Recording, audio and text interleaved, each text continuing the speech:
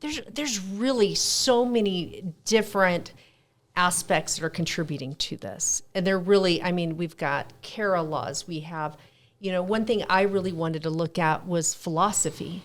We see it over and over and over again where our state is very determined that the best possible outcome is always putting these children back with these parents. Right.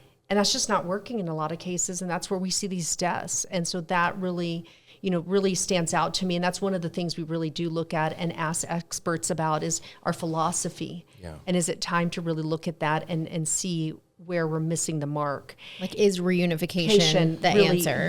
Right. And so that's been like one of the main things that we kind of we've looked at. And then there's just different things of, resources. And you have a lot of workers in this agency that, one lawmaker told us that it makes a lot of sense. You get a new governor, we go through how many different secretaries because they don't work out. And so each time you're just getting a new boss, and they come in and they've got new ideas and so, what you've just learned, now it's changing again. And so for these workers, they're already doing some of the hardest work you can imagine, going into these homes and trying to make the right decisions. And then you're getting constant from up top changes after changes. And so that's another thing that I think that we also saw this just a big problem.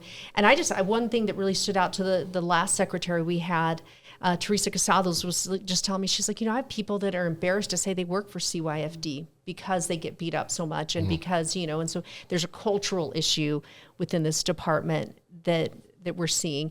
And the interesting thing I found through all this research is when CYFD was created, the big aspect was that we didn't want to have, there was too many hands into it. And so we're like, let's just make this one department, where we've now switched to where we have the AG involved, we have different hands. So it's kind of gone back to that. And we have, juvenile justice, and we've tweaked that stuff too, which I don't know if that's, that may be new solutions, and it is a different time period.